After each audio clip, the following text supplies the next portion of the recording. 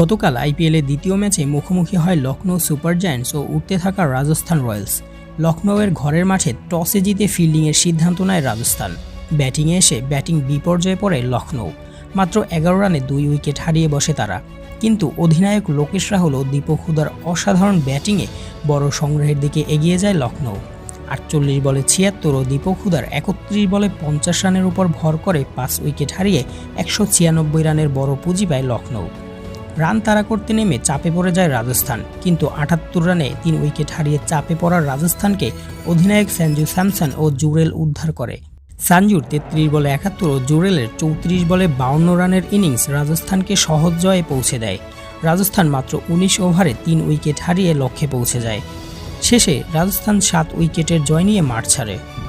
যদি আমার চ্যানেলের ভিডিও আপনাদের ভালো লেগে থাকে তাহলে অবশ্যই আমার চ্যানেলটি সাবস্ক্রাইব করতে